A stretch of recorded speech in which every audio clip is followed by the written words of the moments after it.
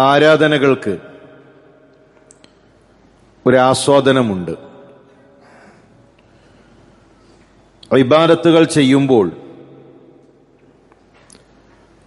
എത്രത്തോളം നമുക്ക് ആസ്വദിക്കാൻ, നമ്മുടെ മനസ്സിൽ എത്രത്തോളം സന്തോഷമുണ്ടാകുന്നു എന്നത് നമ്മൾ ആലോചിക്കണം.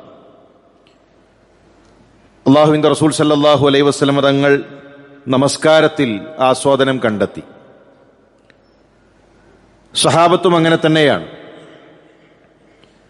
ഏതൊരു ഇബാദത്തിനും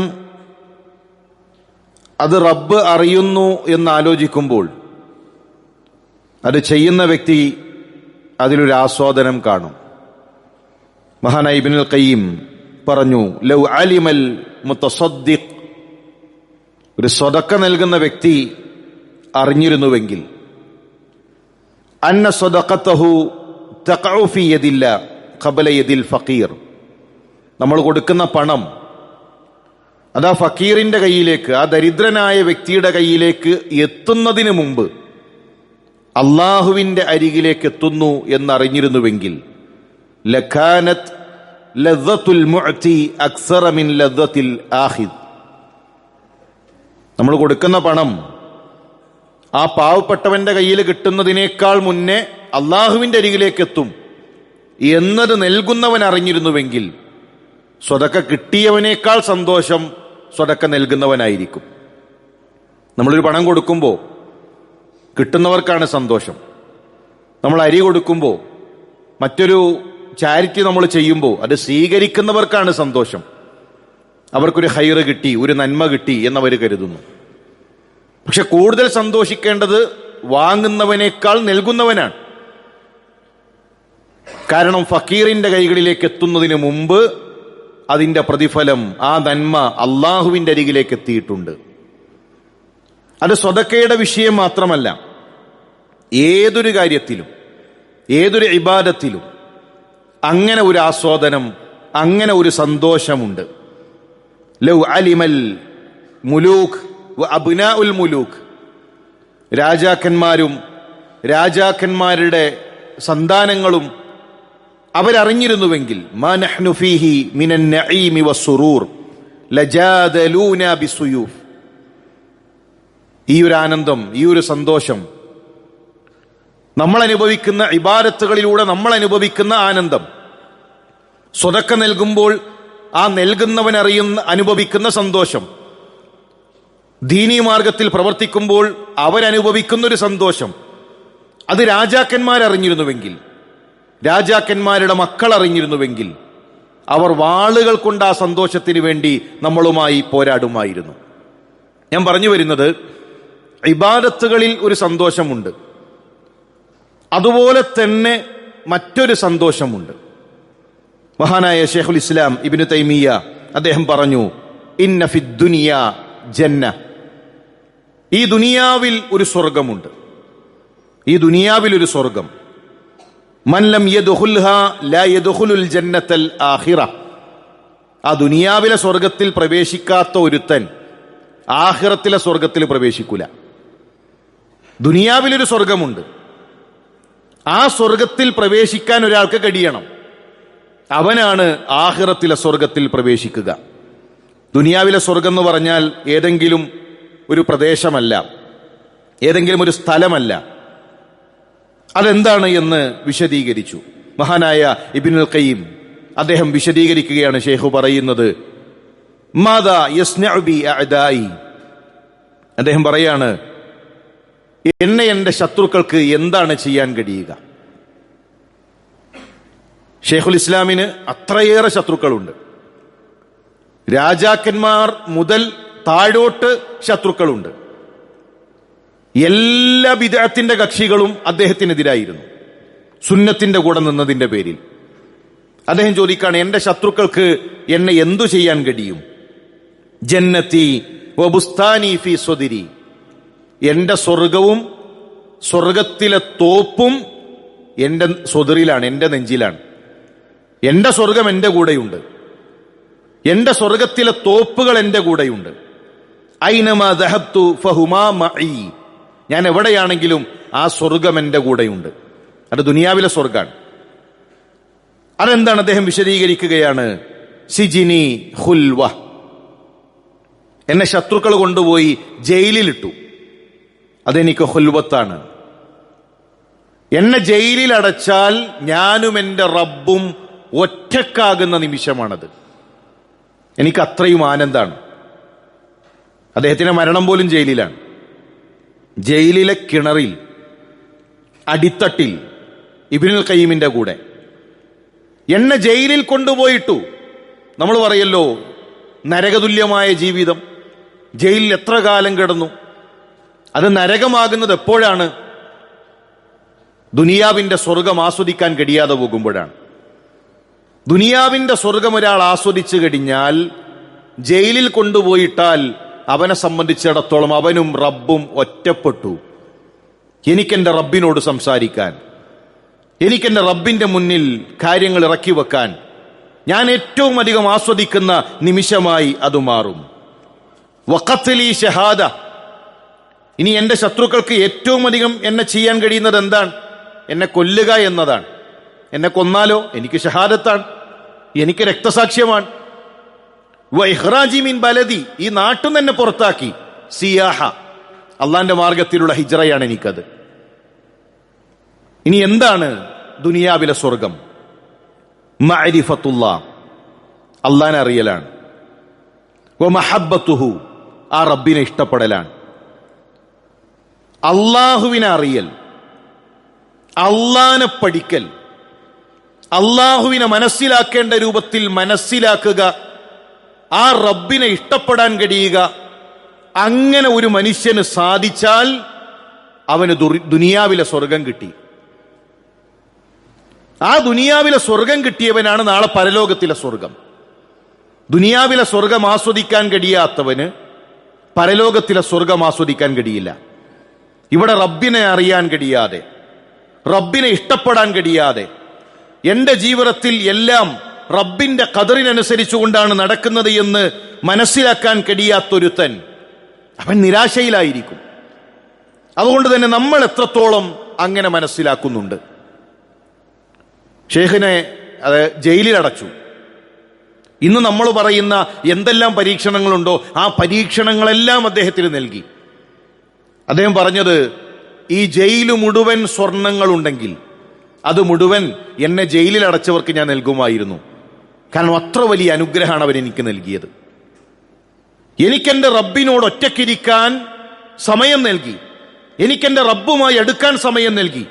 അത്ര വലിയ അനുഗ്രഹം നൽകിയവർക്ക് ഇതാ ഇത് മുഴുവൻ സ്വർണങ്ങളുണ്ടെങ്കിൽ ഞാൻ അത് അവർക്ക് നൽകുമായിരുന്നു. ഇത് വെറുതെ പറഞ്ഞതല്ല, അദ്ദേഹത്തിന്റെ ജീവിതം കണ്ട് ശിഷ്യന്മാർ നമുക്ക് പഠിപ്പിച്ചു നൽകിയ വിഷയമാണ്. നമ്മൾ പലപ്പോഴും പറയും എല്ലാം പോസിറ്റീവായി കാണണം, ഒക്കെ പോസിറ്റീവായി കാണണം. അതൊരു വെറും പറച്ചിലാണ്. ഒരു രോഗം വന്നാൽ നമ്മളെല്ലാ പോസിറ്റീവും പോവും. ഒരു കടം വന്നാൽ നമ്മുടെ എല്ലതും തീർന്നു. നമ്മുടെ മകന് ഒരു രോഗം വന്നാൽ, മകൾക്കൊരു രോഗം വന്നാൽ, വീട്ടിലൊരു മരണം വന്നാൽ അതോടുകൂടെ എല്ലതും കഴിഞ്ഞു. നമ്മുടെ എല്ലാ പ്രതീക്ഷയും പോയി. നമ്മൾ അത്രേ റബ്ബിനെ മനസ്സിലാക്കിയിട്ടുള്ളൂ, നമ്മൾ അത്രേ റബ്ബിനെ അറിഞ്ഞിട്ടുള്ളൂ. അവിടെയാണ് നമ്മുടെ റബ്ബുമായിട്ടുള്ള ബന്ധം നിൽക്കുന്നത്. എന്നാൽ നമ്മുടെ മുൻഗാമികൾ അങ്ങനെയല്ല. അവർ അത്രമാത്രം അള്ളാഹുവിനെ അറിയാൻ അവർ ശ്രമിച്ചു. അള്ളാഹുവുമായി അവർ ബന്ധം സ്ഥാപിച്ചു. അള്ളാഹുവുമായി അവർ സ്നേഹം വെച്ചു പുലർത്തി. എന്നാൽ സങ്കടകരമെന്ന് പറയട്ടെ, ഇന്ന് മുസ്ലിം സമൂഹത്തിൽ അധികം ആളുകളും അള്ളാഹുവിനെ അറിയേണ്ട രൂപത്തിൽ അറിഞ്ഞിട്ടില്ല. അള്ളാഹുവിനെ അറിയാൻ സമ്മതിച്ചിട്ടില്ല. പടച്ചോനെ അറിയാൻ സമ്മതിച്ചിട്ടില്ല. സാധാരണ പണ്ട് മുതലേ നമ്മൾ കേൾക്കുന്ന ഒരു ഉദാഹരണമാണ്, മുഖ്യമന്ത്രിയിലേക്ക് നേരിട്ടടുക്കാൻ കഴിയോ? ഇടയിൽ ഒരു പഞ്ചായത്ത് മെമ്പർ വേണ്ടേ? ഒരു MLA വേണ്ടേ? കളക്ടറുടെ അരികിലേക്ക് നമുക്ക് നേരിട്ട് ചെല്ലാൻ കഴിയോ? നമുക്ക് ഒരു ക്ലർക്ക് അല്ലെങ്കിൽ പിന്നെ മറ്റേ ഏതെങ്കിലും ഒരു ഇടനിലക്കാരൻ വേണ്ടതില്ലേ? അങ്ങനെയല്ലേ നമ്മൾ കളക്ടറിലേക്ക് അടുക്കേണ്ടത്? അള്ളാഹുവിനെ മനസ്സിലാക്കി കൊടുക്കുന്ന രൂപമാണ്. മുസ്ലിം സമുദായത്തിലെ പുരോഹിതന്മാർ, പണ്ഡിതന്മാർ ജനങ്ങൾക്ക് പടച്ചോനെ മനസ്സിലാക്കി കൊടുത്ത പോലാണ്. എത്ര ഗൗരവമേറിയ വിഷയമാണത്! എത്ര വലിയ വിഡ്ഢിത്തമാണത്! മുഖ്യമന്ത്രിയെ സംബന്ധിച്ചിടത്തോളം ഈ ചെല്ലുന്ന എന്നെ പറ്റി വല്ലതും അറിയോ? എന്റെ വിഷയത്തിൽ മുഖ്യമന്ത്രി ജാഹിലാണ്, അറിയാത്ത വ്യക്തിയാണ്, ഒന്നും അറിയില്ല. എന്റെ വിഷയത്തിൽ കളക്ടർ ഒന്നും അറിയാത്ത വ്യക്തിയാണ്. റബ്ബ് അങ്ങനെയാണോ? റബ്ബ് അങ്ങനെയാണോ? ചോദിക്കുന്ന അടിമയുടെ വിഷയങ്ങൾ അറിയാത്ത ആളാണോ റബ്ബ്? ഇനി തിരിച്ചൊന്ന് നമ്മൾ ചിന്തിക്കൂ. മുഖ്യമന്ത്രി എന്റെ അയൽക്കാരനാണ്, അല്ലെങ്കിൽ എന്റെ തൊട്ടടുത്ത പരിചയമുള്ള വ്യക്തിയാണ് എങ്കിൽ എനിക്ക് മുഖ്യമന്ത്രിയോടൊരു കാര്യം പറയാൻ എളുപ്പമുള്ള വഴി മുഖ്യമന്ത്രിയോട് പറയലാണോ മെമ്പറോട് പറയലാണോ? കളക്ടറും ഞാനും ഒന്നിച്ചു പഠിച്ചതാണ്, അത്രയും അടുപ്പം ഞങ്ങൾക്കിടയിലുണ്ട്. ഞാൻ കളക്ടറോട് പറയുകയാണോ വേണ്ടത്, അതല്ല ഒരു ഇടനിലക്കാരനെ സ്വീകരിക്കലാണോ വേണ്ടത്? ഞങ്ങൾ തമ്മിൽ അങ്ങനെ ഒരു ബന്ധമുണ്ടെങ്കിൽ, നമ്മൾ തമ്മിൽ അങ്ങനെ ഒരു ബന്ധമുണ്ടെങ്കിൽ ഏതാ സ്വീകരിക്കുക? നേരിട്ട് കളക്ടറോട് പറയല്ലേ ചെയ്യാം, നേരിട്ട് മുഖ്യമന്ത്രിയോട് പറയുകയല്ലേ ചെയ്യാം. നമ്മളെ അറിയുന്ന, നമ്മളോട് ഏറ്റവും അടുത്തു നിൽക്കുന്ന ആ റബ്ബിലേക്ക് പോലും ഇടനിലക്കാരെ വെച്ചുകൊണ്ട് പടച്ച റബ്ബിൽ നിന്ന് അകറ്റുന്ന അവസ്ഥയാണ് പലപ്പോഴും നമ്മുടെ നാട്ടിലുള്ളത്. അല്ലാഹു അവനെ പരിചയപ്പെടുത്തി, ഇന്നഹു സമീഉൻ ഖരീബ്. പടച്ചവൻ ആരാണ്? സമീആണ്. നമ്മുടെ പ്രാർത്ഥന കേൾക്കും. പ്രാർത്ഥിക്കണമെന്നില്ല, എന്തെങ്കിലും ഒരു ശബ്ദം പുറത്തേക്ക് വരണമെന്നില്ല. പ്രാർത്ഥന എന്ന് പറഞ്ഞാൽ ഹൃദയത്തിന്റെ അമലാണ്. ആ മനസ്സിന്റെ വിമ്പൽ, ആ മനസ്സിന്റെ വിങ്ങൽ, അത് മതി റബ്ബിനറിയും. ഖരീബ്, നമ്മളോട് അടുപ്പമുള്ള ഒരുപാട് ആളുകളുണ്ട്. അതിൽ അഖ്റബ്, ഏറ്റവും നമ്മളോട് അടുപ്പമുള്ളത് നമ്മുടെ റബ്ബാണ്. അതുകൊണ്ട് പ്രിയമുള്ളവരെ, ആ റബ്ബിനെ അറിയണം. ആ റബ്ബിനെ അറിയുക എന്നതാണ് ഈ ദുനിയാവിലെ സ്വർഗം. ആ റബ്ബിനെ സ്നേഹിക്കാൻ കഴിയുക എന്നതാണ് ദുനിയാവിലെ സ്വർഗം. അത് ആസ്വദിക്കാൻ കഴിഞ്ഞവനു മാത്രമാണ് നാളെ അള്ളാഹുവിന്റെ ആഖിറത്തിലെ സ്വർഗം നേടാൻ സാധിക്കുക. അതുകൊണ്ട് അങ്ങനെ റബ്ബുമായി ഒരു ബന്ധം ഉണ്ടാക്കിയെടുക്കാൻ നമ്മൾ പരിശ്രമിക്കുക. അള്ളാഹു അതിനുള്ള തൗഫീക്ക് നൽകി അനുഗ്രഹിക്കട്ടെ.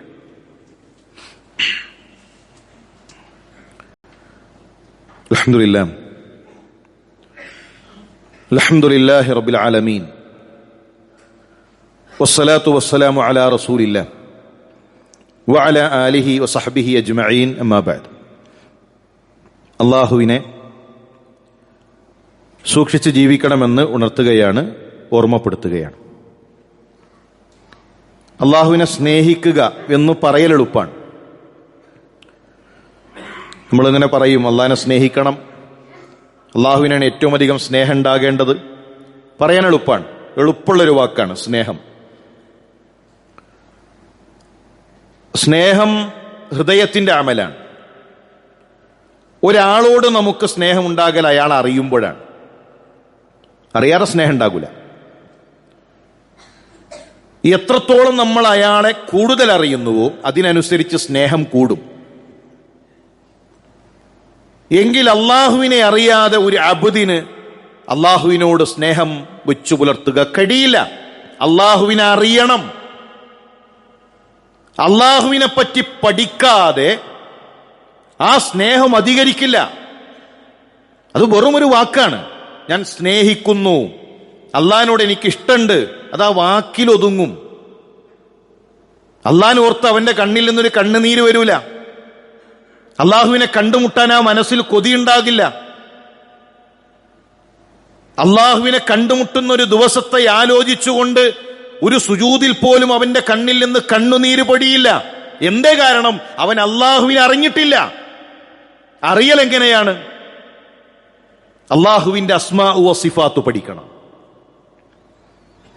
അള്ളാഹുവിന്റെ അസ്മാകൾ പഠിക്കണം. പല ആളുകൾ അതിങ്ങനെ മുസഫിന്റെ ബാക്കിൽ ഇങ്ങനെ എഴുതി വെച്ചിട്ടുണ്ട്. അത് കണ്ടു എന്നല്ലാതെ 30 കൊല്ലവും 40 കൊല്ലവും ഈ ദുനിയാവിൽ അള്ളാഹു ആയുസ് നൽകിയിട്ട് നമ്മുടെ റബ്ബിന്റെ അസ്മാകളൊന്നും പഠിക്കാൻ സമയം ചെലവഴിച്ചിട്ടില്ല. ഈ ദുനിയാവിലേക്ക് നമ്മൾ വന്നത് ഇബാദത്തിനാണ്. ഇബാദത്ത് ചെയ്യാൻ കുറച്ച് ആരോഗ്യം വേണം, അതിനാണ് ജോലി. നിസ്കാരത്തിന് നിൽക്കുമ്പോൾ, അള്ളാന്റെ മാർഗത്ത് നോമ്പ് നോൽക്കുമ്പോൾ, ദീനീ പ്രവർത്തനത്തിന് ഇറങ്ങുമ്പോൾ അതിന് ആരോഗ്യം വേണം, അതിന് ഊക്ക് വേണം, അതിന് അന്നം വേണം. അതിനാണ് അന്നം. അതിനാണ് ഭക്ഷണം, അതിനാണ് ജോലി. വന്നത് ജോലിക്കല്ല, വന്നത് ഭക്ഷണം കഴിക്കാനല്ല, വന്നത് വീടുണ്ടാക്കാനല്ല, വന്നത് ഇബാദത്തിനാണ്, വന്നത് അള്ളാഹുവിനെ അറിയാനാണ്, ആ റബ്ബിനെ ഇബാദത്ത് ചെയ്യാനാണ്. എന്നിട്ട് വന്ന ലക്ഷ്യം മറന്നുപോയി, അള്ളാഹുവിനെ കുറിച്ച് പഠിക്കാൻ മറന്നുപോയി. നാളിതുവരെ അള്ളാഹുവിന്റെ നാമങ്ങൾ എന്താണ്, അള്ളാഹുവിന്റെ സിഫാത്തുകൾ എന്താണ് ഒന്നും അറിയില്ല. പിന്നെ എങ്ങനെയാണ് നമ്മൾ റബ്ബിനെ കുറിച്ചുള്ള ഇഷ്ടം പറയുക? പഠിക്കുമ്പോഴാണ് അള്ളാഹുവിനോടുള്ള ഹുബ്ബുണ്ടാവുക, ഇഷ്ടമുണ്ടാവുക. അതുകൊണ്ട് കൃത്യമായി നമ്മൾ അള്ളാഹുവിന്റെ നാമങ്ങൾ പഠിക്കണം. ആ നാമങ്ങൾ പഠിച്ചാൽ സ്വർഗാണ്, ചെറിയ വിഷയമല്ല. അതുകൊണ്ട് വളരെ ഗൗരവത്തോടുകൂടെ അള്ളാഹുവിന്റെ നാമങ്ങളെക്കുറിച്ച് പഠിക്കുന്ന വിഷയത്തിൽ ഒരു ചിന്ത നമുക്കുണ്ടാകണം. അള്ളാഹുവിന്റെ ഹിക്മത്തുകൾ തിരിച്ചറിയണം.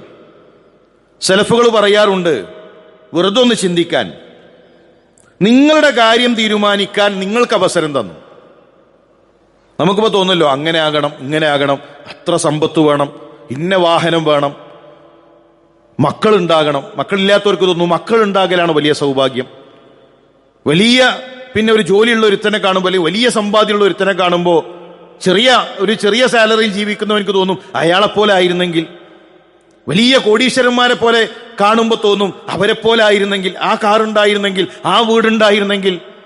സലഫുകൾ പറയാണ്, അള്ളാഹ് നിങ്ങൾക്ക് അനുവാദം നൽകി, നിങ്ങളെ കാര്യം നിങ്ങൾക്ക് തീരുമാനിക്കാം, നിങ്ങളെ കാര്യം നിങ്ങൾക്ക് തീരുമാനിക്കാം. മക്കൾ വേണോ? നിങ്ങൾക്ക് തീരുമാനിക്കാം. എത്ര സമ്പത്ത് വേണം? നിങ്ങൾക്ക് തീരുമാനിക്കാം.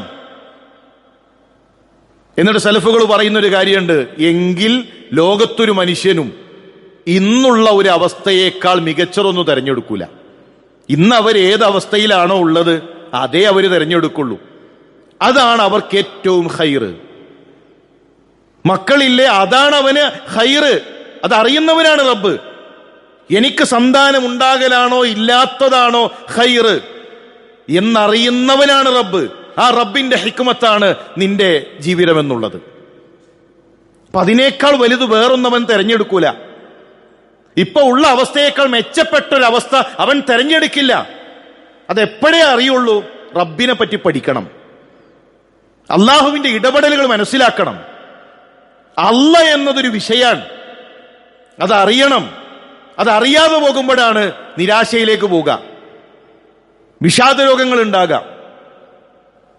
6-7 മാസമായിട്ട് ദുഃഖത്തോടിങ്ങനെ, ഒരു ചെറിയ സങ്കടത്തിന്റെ പേരിൽ ആ ദുഃഖവും കൊണ്ടിങ്ങനെ നടക്കുക. ആര്? 5 നേരം നിസ്കരിക്കുന്ന മുസ്ലിം, ഖുർആൻ ഓതുന്ന മുസ്ലിം, ഒരു വിഷാദ രോഗത്തിന്റെ മരുന്ന് കഴിക്കുക. അള്ളാനെ പഠിക്കണം, അള്ളാഹുവിനെ മനസ്സിലാക്കണം. മഅരിഫത്തുല്ലാഹ്, അള്ളാഹുവിനെ മനസ്സിലാക്കേണ്ട രൂപത്തിൽ മനസ്സിലാക്കിയാൽ ഒരു പ്രയാസവും ഒരു പരീക്ഷണവും ഉണ്ടാകില്ല.